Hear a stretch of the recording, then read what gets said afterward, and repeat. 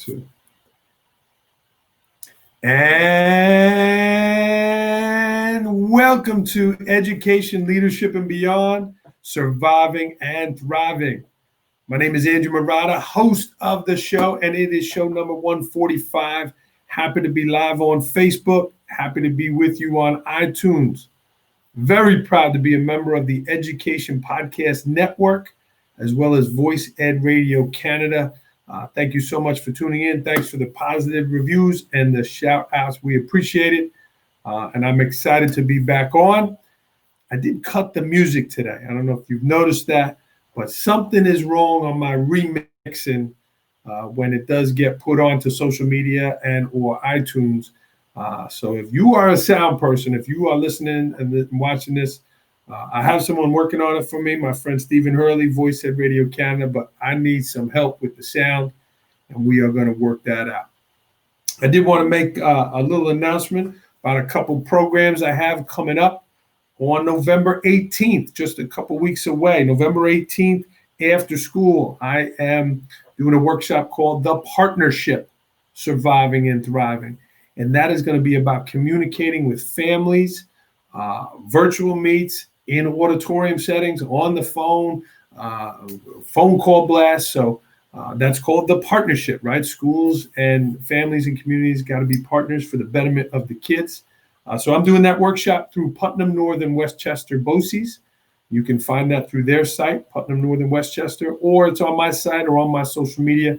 I'd love for you to take part in that if you're a school administrator watching. That's on November 18th. Also on December 7th after school, a Twitter workshop, Twitter for all educators, that is being run through Eastern Suffolk BOCES. Happy to be working with them and partnering with them. If you want to improve yourself on Twitter, you want to get going on Twitter, come join me in that workshop, and I'll be happy to work with you. So 2 upcoming workshops, November 18th and December 7th, after school, for school leaders. The Partnership Surviving and Thriving is the first one, and Twitter for all educators is the second one. So a quick commercial on that, but let's get to it. It's show number 145, and we are going to meet in just a moment the author of this book, Dr. Heather Lyons. Not Lyons, as I called her earlier, but Lyon. Heather is an administrator upstate New York in the Buffalo area, Western New York, as they say. And Heather is a school administrator. Heather is a parent, and she is the author of this book here with this magical word here, engagement, right? And what a great topic now to talk about in what we're going through now. How do we engage our kids? How do we do things that bring them into the classroom? And she's going to talk about, I don't want to steal her thunder, but a lot of times we have compliant learners, right? We as school administrators, we walk into classrooms, we want to see kids dialed into the lesson. And as the highest level, she talks about absorbed, which I love that, right? Like a sponge absorbing it. But a lot of times we see compliant, right? They're sitting there, they're paying attention, they're looking in, and they're kind of doing what the teacher says versus they are in and being compliant. So I'm going to ask you to talk about this rubric a little bit. She has here compliant, interested, absorbed, and then certainly not a good one here, non-compliant, which is when they are going off the deep end and doing things they're not supposed to do in class. So I'm looking forward to talking to Heather. Let's bring her into the program here now. We just got through some tech issues and we made it here just in time for the program. Heather, welcome to Education, Leadership, and Beyond. Hello. Thanks so much for having me. Yeah, really thrilled you could be here and appreciate. And I'm glad we fixed those tech issues 30 seconds before we went live on the air. Yeah, we pulled it out in the end. We did, and as parents and educators, sometimes it goes like that. But again, this is Dr. Heather Lyons. She's an educator, author. She's the assistant superintendent for curriculum, instruction, technology in the Lewiston Porter Central School District. That's a lot of responsibility, Heather. I wouldn't have chosen that as my title. Well, why don't you give us the Cliff Notes version? Tell us a little bit about yourself and introduce yourself to our audience today. Sure. I am working as an administrator now in the job that I went into administration to finally get. So I love teaching and learning and everything related to that. So really love my job. But once upon a time, I was an English teacher, 7 through 12 English teacher. Most of my time was spent in 9 through 12 English AIS and teaching 11th grade honors. So I had both ends of the gen ed spectrum. Yeah. And, you know, I've been a staff developer. I've had several different administrative titles, and I'm a mom of 3 kids. This is the one and only year that I'll have a child in elementary, one in middle, and one in high school. Wow. Yeah, so it makes it sound like my kids, like there's a lot of space between them, but they're only 2 years apart from each other. So I have 5th, 7th, and 9th grade this year. Wow. And I do also teach a course at Niagara University for people studying to be administrators. So I teach them a curriculum course, which is really fun. And, you know, I write books sometimes. So You like to write, and we're going to get to that now. And thank you for that, Heather. I got to say, my number one fan's watching, my mom. So thanks for doing that. And if you are watching live with Dr. Lyons and myself, please feel free to jump in with us and get involved in the show. And Heather, let's get right into it, right? Here's the book you wrote. It's amazing, right? It recently came out for you. And I mean, number one, before we get to the content, what made you design like so big? What made you want to, like, I love holding it. I love the size. I love the feel. Like, what made you want to do that? You're kind to say that you love the size. You know, when I was writing it, I didn't envision that it was going to be this whale of a book, no pun intended. Right. But it's pretty big. It's a hefty book. And I designed it to be grouped into what, so what, now what? And it just kind of took on a life of its own in terms of the heft of it. But also, I have wide margins in the book because when I was sending it out for feedback to, you know, my reviewers, they were like, I wish the margins were large so I could write in it. So I made the margins big. I asked questions at the beginning and at the ending of each chapter to help the reader I ask questions before they even read the chapter because I want to create a baseline for them. What is it you're thinking before I share anything with you? And then at the end of the chapter, now what are you thinking after you've done the reading? So, you know, there's space it's like a workbook almost. And that's what it feels like. Exactly. And why the topic engagement? Where did that passion come from that you said, I want to write this book with the most unique title, but a focus on engagement? Where does that passion come from?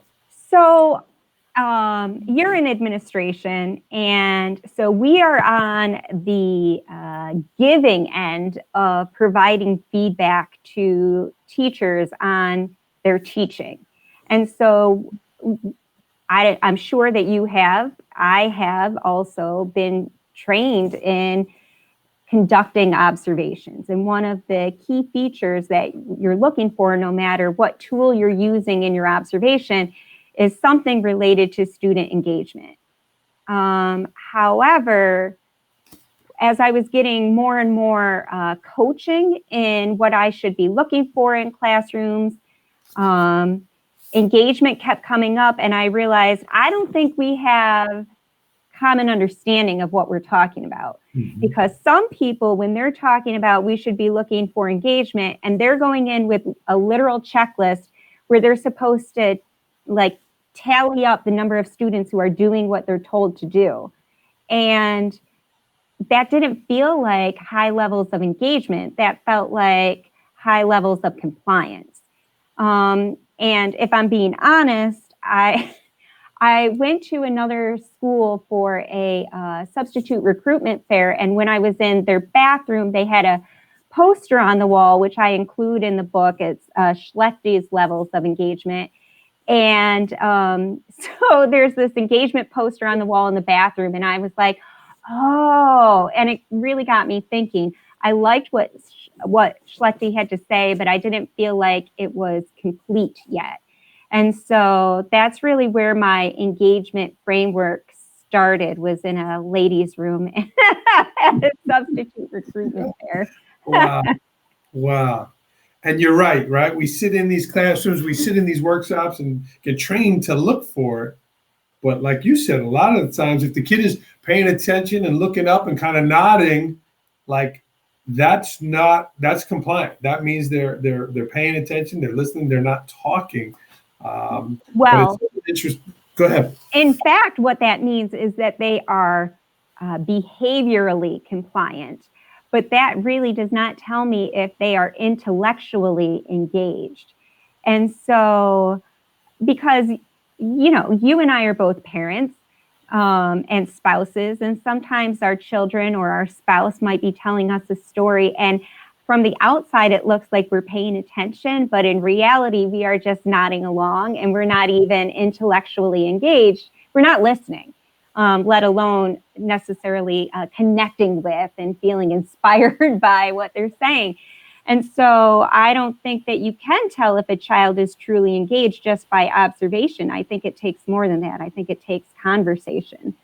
And kids at the highest level, absorption, you don't have to ask them about what they're learning. They are going to tell you about what they're learning and what they're doing. That said, I think absorption, so in the book, I described 4 levels of engagement, and I put it on a continuum. So the lowest level is non-compliance, then compliance, then interested and absorbed.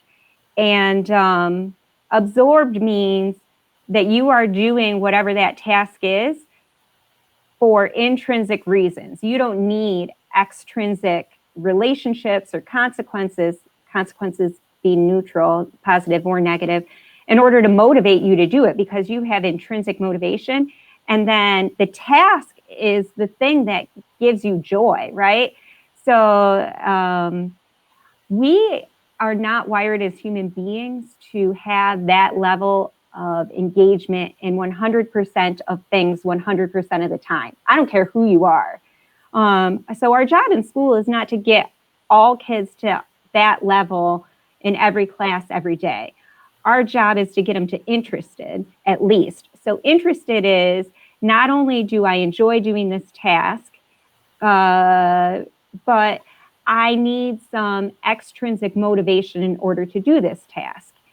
And I think that some people initially are disappointed to hear that extrinsic motivation is a place to aim for 100% of kids, 100% of classes, 100% of the time. Mm-hmm. But if I were to ask most adults, would you continue showing up to work and doing everything that you're supposed to do if I didn't pay you? The answer would be no. And so, because most adults are interested in their work, but it's not the thing that they want to do in their free time, like on a Saturday or Sunday. If you want to do more of your job on a Saturday or Sunday, God bless you. But for most of us, we want to, on Saturday and Sunday, we want to do the things we're absorbed in. And the things we're absorbed in, we actually pay to do. We don't do it well enough that we get paid to do it. Although you do, you're reffing, I think you would do for free. I won't tell the NCAA that, but. But those passions, you're right. And that old school mentality of, well, these kids should be, sitting here being compliant because I'm teaching, right? 50 years ago when we were in school, it was like, that's because I'm supposed to sit here. And it is different now. And I agree with you. But they were sitting there not because they were so interested in the task. They were sitting there because they were so respectful of the hierarchical relationship between the student and the teacher. Absolutely. And they were afraid more of the parent. Yeah. So fear doesn't necessarily elicit engagement. Now, tell me about the title. I love it. I read it in the pictures. And tell me what you drew on the title. Take a look at that. Engagement is not a unicorn. It's a narwhal. So tell me about that. So what happened was I had this concept of the framework that I shared, right?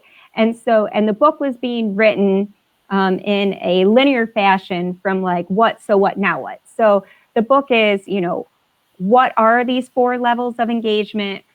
So what is, so why do they matter? And then the now what is strategies to help you go from one level to the next level or help other people get there, right? So I was trying to write the chapter of strategies of how to get somebody from interested to absorbed in schools. And I was struggling because I was like, shoot, that doesn't happen a lot. Maybe it doesn't happen at all. And so I set my work aside and just, was doing some other things over a couple weeks, a month or so. And it occurred to me, you know what? Engagement at the highest level in schools is not mythical like a unicorn. It is real like a narwhal. It's just not well known or understood. So there are lots of people who don't know what a narwhal is, or maybe they know what a narwhal is, but they don't think that it's real because the idea of a whale with a horn is just as ridiculous on paper as a horse with a horn. But a whale with a horn is a real thing. It's just not common. Yeah. That is really a great way that you developed that, because it's true, right? People don't think they can get there. Yeah. So in the book, I share a chart that has a side-by-side comparison of, what does engagement as a unicorn look like? Yeah. And that's on page 166 versus what does engagement as a narwhal look like? Yeah. So like engagement, yes, there it is. Engagement as a unicorn is something, it's either ridiculously low, like all students do what they're supposed to do, that's compliance. That's not engagement as a narwhal. Or it's ridiculously high, like students applaud for the teacher at the end of a lesson. Like that's not what engagement looks like either. So instead of applauding at the end of a lesson, the unicorn, the narwhal is students feel proud of their own work and their learning. That's a real thing. That's what I want at the end of the day for my children or the students in the district that I work in. Like I want the kids to feel proud of what they're doing. So that's really where the title comes from. Yeah, and you could tell that you've done a lot of work with this, Heather, because in those that are observing classes, they know that we're trying to find when the students lead the test, when the students are highly, as you say, engaged, and that's what a lot of these are. So that Danielson will be proud of. But another thing I love in here, you have the QR codes. There's so many little videos. I watched the one of your son. That's my favorite. He's gonna look when he's old and go like, "Mom," So the video that you're describing is of my now 10-year-old son. He was 4 and he was playing on his Nintendo DS, and he was playing a game and losing repeatedly. And so it's only a minute long, but it's this like roller coaster of emotions because he really does keep dying. But he's like, his self-talk through that is so powerful because you can hear him saying, and I've even put like the transcript. If you click closed caption on the video, you'll see it. But he'll say, I get it now. I know what I'm doing. But the thing about video games, which I think we should adopt this framework with regard to teaching and learning, is that video games are designed both to work within your zone of proximal development, which for educators or for non-educators, that just means, there's this kind of band of capability that all of us have. And the idea of the zone of proximal development is that we should be operating at the high end of it so that we shouldn't be doing things that are too easy or too hard. Because if they're too easy, we get frustrated and give up. And if they're too hard, we So either way, we get frustrated and we give up, because if it's too easy, we're bored. And if it's too hard, we're struggling. Anyway, in classrooms, in video games rather, we design it so that you're operating at the high end of your zone of proximal development. You know you're going to repeatedly fail, because nobody wants to play a game that they can win the first time. The skills that allow you to beat one level are skills that are sufficient enough to win that level, but sufficient enough for you to win that level and enter the next level, but insufficient for you to be successful without failure at the next level, because that failure is where the learning is. And so, but in schools, we're designed that struggle and failure lead to an F, not lead to an A.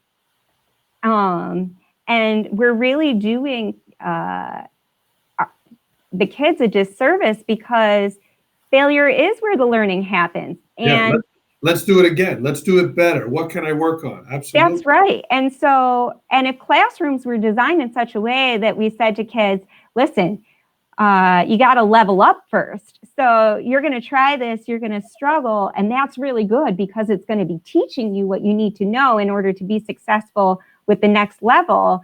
And we talked about it in that way. I think kids would be much more engaged. Yeah. And so would teachers. And that concept of it drives me crazy, right? Heather Lyons gets an F, and you can't do it again. No, you can't redo. It's right. Like if you were comparing it to the video game, you got killed, and that's it. You're never playing the game again. That's right. You're done. Sorry. Yeah. And so the idea of that video game is just really easy to understand, and for whatever reason, it's really hard to implement, because it breaks tradition. Sure. But in the book, I wanted to make sure that if I mentioned a video, like if I can find the video, then I can share that video with you. So might as well have the QR code so people can scan it and watch it themselves. Well, the QR code, again, the style, and then the personal stories you share were just really well done.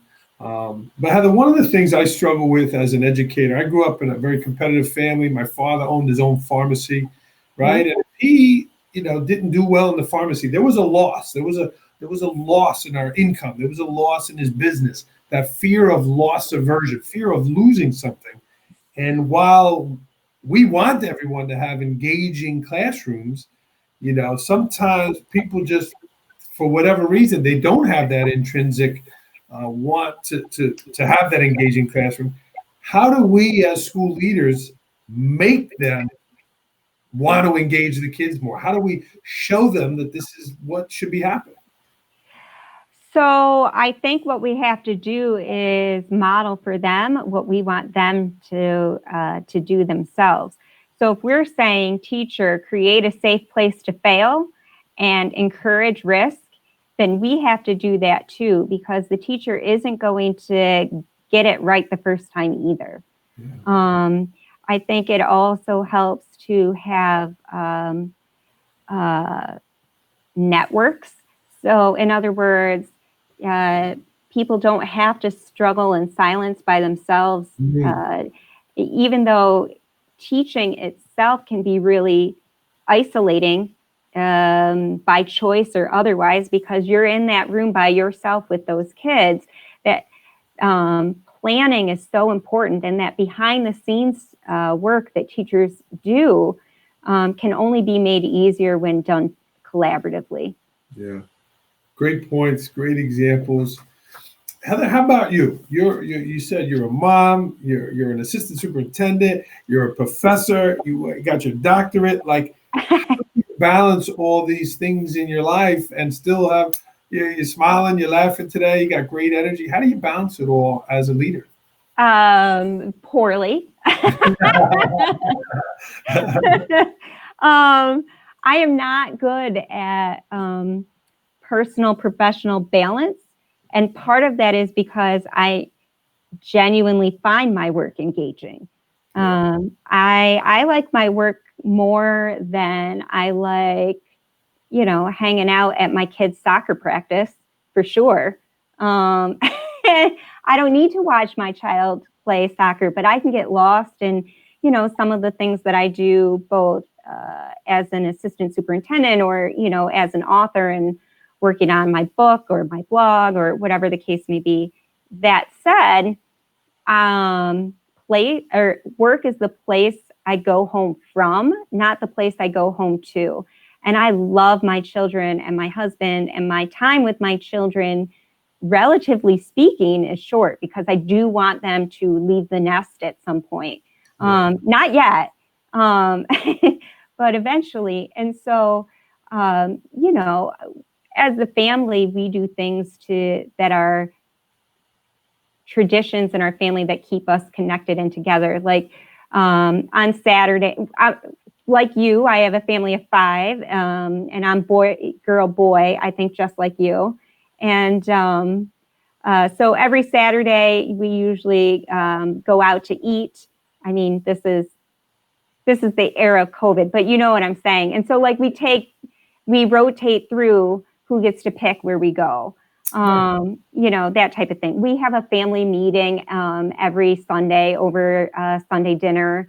And I have also had to learn that when I say yes to something, I'm saying no to something else.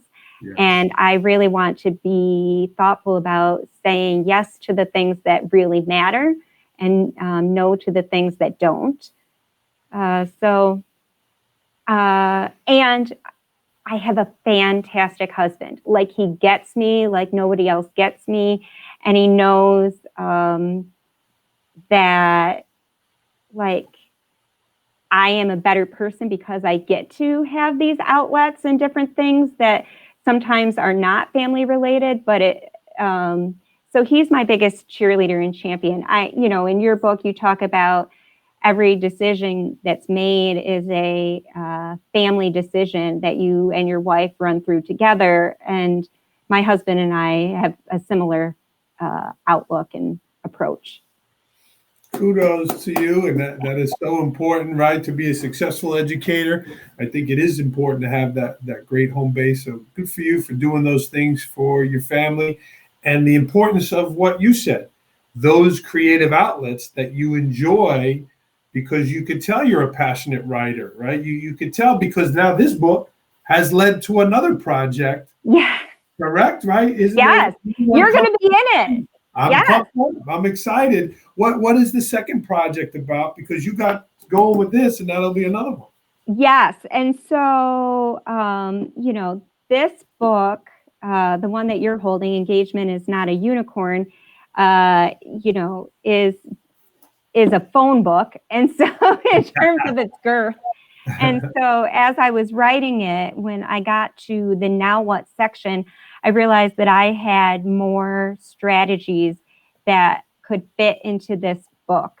And so I went to my publisher, EduMatch. I love the EduMatch family, and said, I think I have a second book. It's just strategies. So I am working on finishing up the first draft of that book now. Every day I just write or, do a little bit towards it.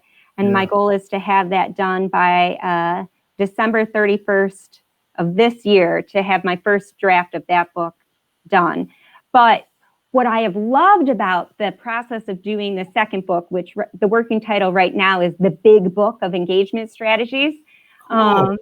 And what I've loved about it is that I had the thought, I should be collaborating with other people in the creation of that, because all you have to do is ask people, like, what's your go-to strategy for building relationships, for giving choice and voice, for, whatever. And everybody has at least one.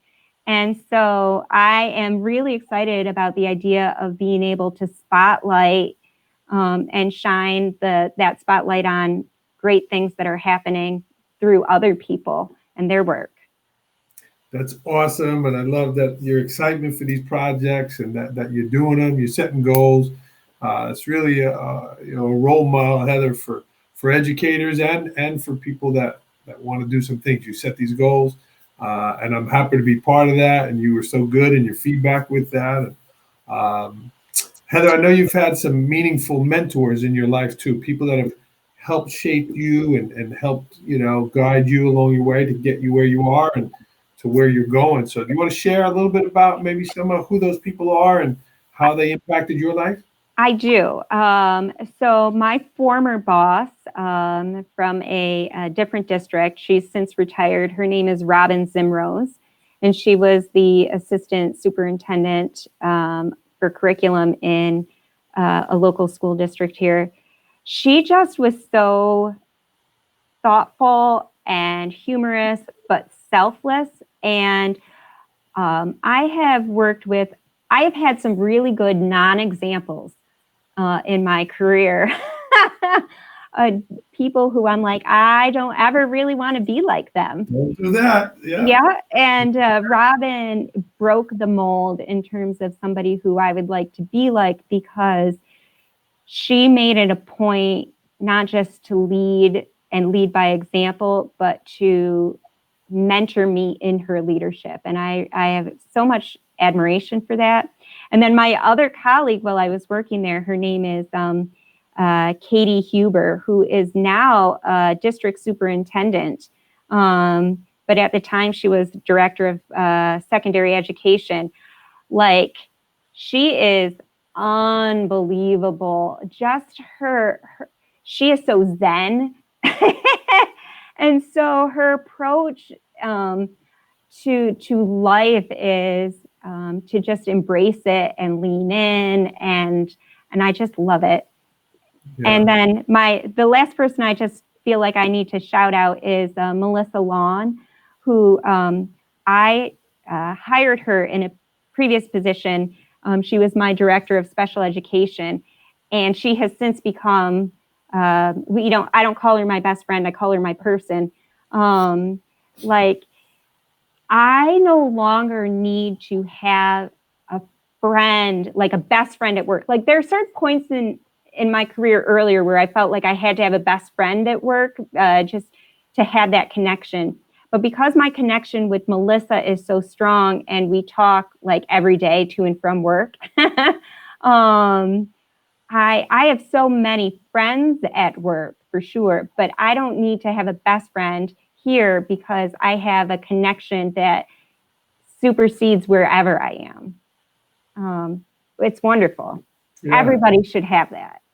Good for you, and good for you from growing and learning from these people. And speaking about Zen, you found some Zen in your life by running. You said you started running a few years ago, and it's something that you've really enjoyed. You want to share that?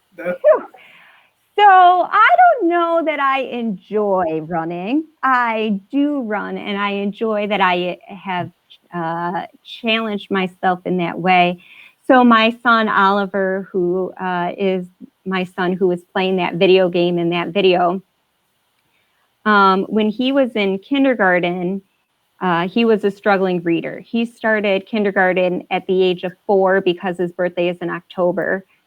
And he would come home with his 12-word sight word list for the month.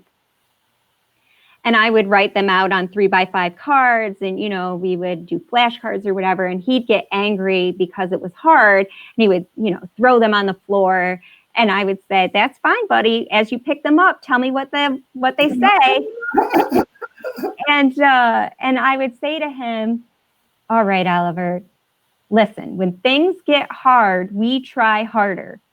Say it." And, I'd make him say it. And then I was thinking about it. And Andrew, I don't know about you, but as an adult, there are very few things that we need to try hard with in our lives because we get to have more say as an adult.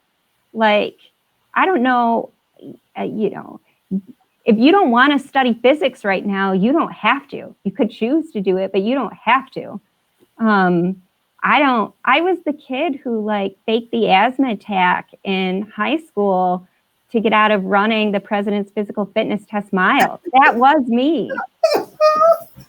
And yeah, and it's true, I do have asthma, but I also it's also true that I've no physical impairment that would prevent me from running. And so I was looking at Oliver and telling him, when things get hard, we try harder. And in my head, I'm thinking, but I don't really have to try hard with much now. And so I wanted to challenge myself to do something that was hard for me.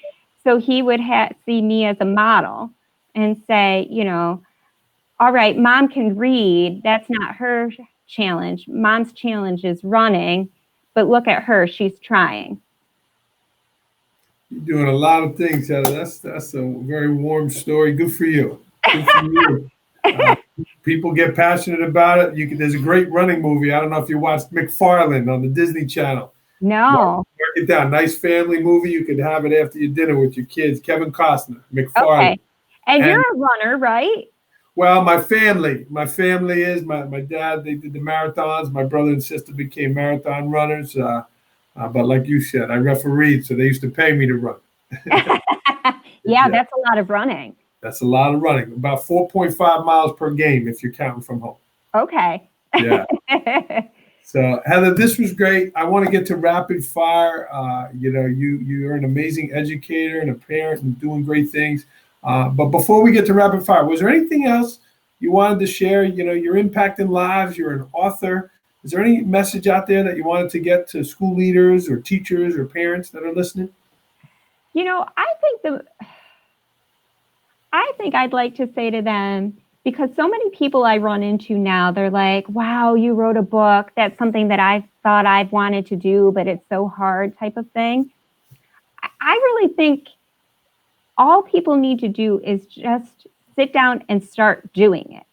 The hardest part of writing the book, I thought, was going to be finding a publisher. But it's 2020, and so you can self-publish if that's really what you want to do. Mm-hmm. And so get an accountability partner. Ask somebody to ask you about it. So when people tell me, oh, I thought about whatever, I'm like, oh, I'm going to be asking you about it now. Every time I see you, I'm going to ask, how's the book coming? And so you are either going to have to turn in the other direction or you're going to have to answer the question.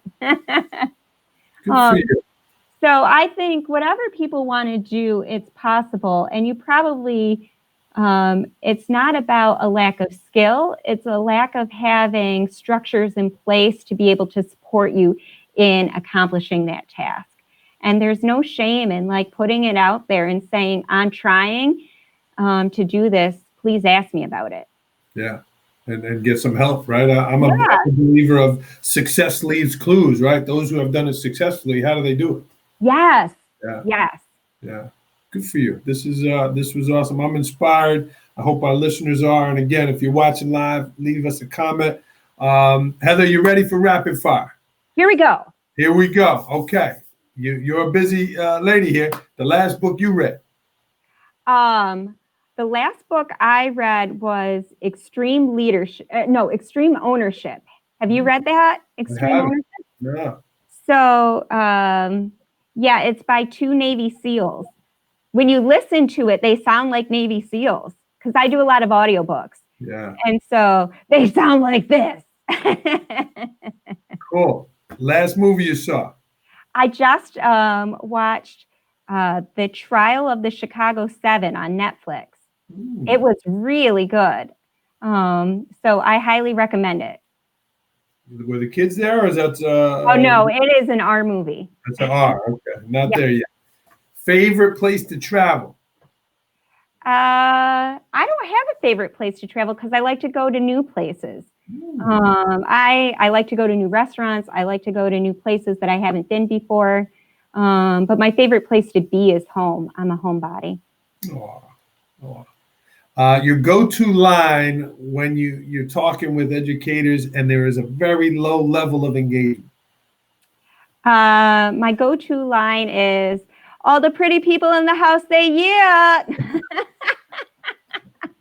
And that gets them engaged. No, that's not true. That's usually how I start out, just to get them warmed up. But no, I think I'm a storyteller by nature. And so explaining, giving them a story or an analogy is usually how I try to make connections with people. And you told so many cool stories in your book. That's awesome. A pet peeve of yours, something that gets under your skin.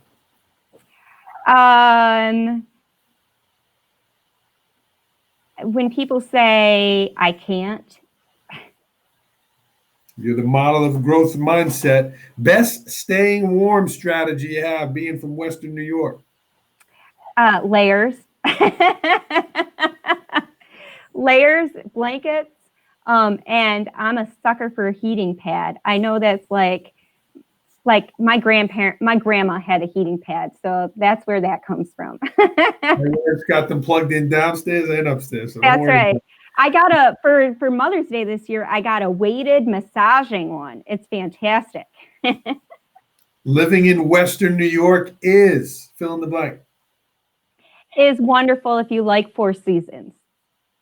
Yeah. Mm-hmm. I visited the Finger Lakes for the first time this past summer. It was fantastic up there. I loved it. It's beautiful country up here. Yeah. Getting cold now, though. Not this week. This week we're in the 60s. Yeah. Here too. If you were the commissioner of New York State Ed and the way you're going, you might be someday, you would quit. I think that is a thankless job.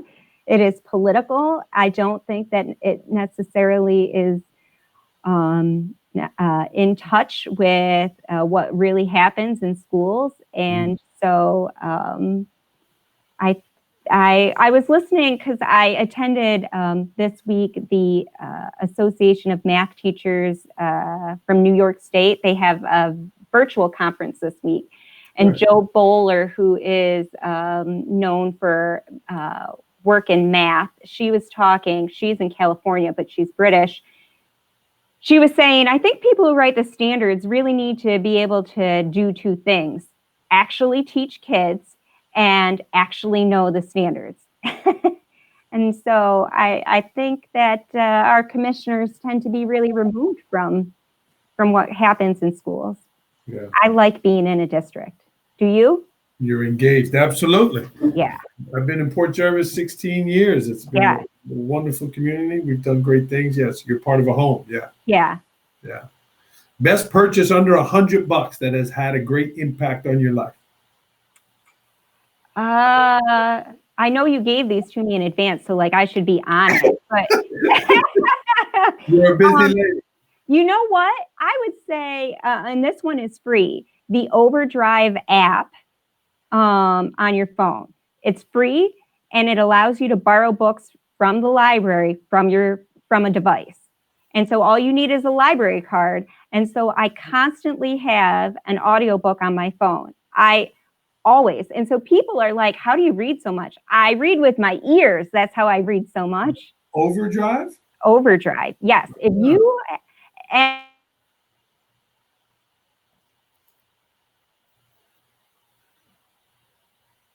Oh, I hope we didn't lose you. I hope we didn't lose you, Heather. You froze on my end here. There you go. Oh no, there we go. You're back. Okay, great. I was just saying I borrow books from New York City on my phone, ebooks and audiobooks for free. It's the best. Home run. We are wrapping up here. Heather, you did fantastic. What would be the best COVID advice that you would give to yourself or give to people now during this time, of COVID? 2 things. The first is, if we have learned nothing else from this experience, it is that relationships and our health are the 2 most important things in our life. And then the other thing is that this is going to pass. We have, in the course of humanity, pandemics have happened and they will happen again, but they don't last forever. So have faith. Great advice. Do you have a favorite quote you want to end with, Heather? I'm a big fan of Maya Angelou's "When you know better, you do better." So warm. So many things you said today were just so warm. Thank you. Yeah. Well, this was Heather Lyon, everyone. We didn't really touch too much. She has a great blog, the Lyons Letters. They're fantastic. You can sign up on our website. Great touching stories. I love the one about the rearview mirror and the windshield. And Thank you. it's so good. But you can learn more about her. And again, that second book is coming to a theater near you, Strategies on Engagement. But if you are an educator and you are looking to spice up what you're doing, take a deep dive into trying to engage your kids, this is a must read. So check that out. Heather, we appreciate you coming on Education, Leadership, and Beyond. Again, no sign off music here until I get that scared away. But we really appreciate it, Heather. If people want to reach out to you or follow you on social media, what would be the best way for them to do that? I'm pretty active on Twitter, so at Lyons Letters, Lion with a Y, lyonsletters.com, or I'm sorry, at Lyons Letters on Twitter, and then my website, lyonsletters.com. Not only do I have my blog at that website, but also lots of resources related to the book. And so even if you never bought the book, you could go to the website and download things for free. Cool.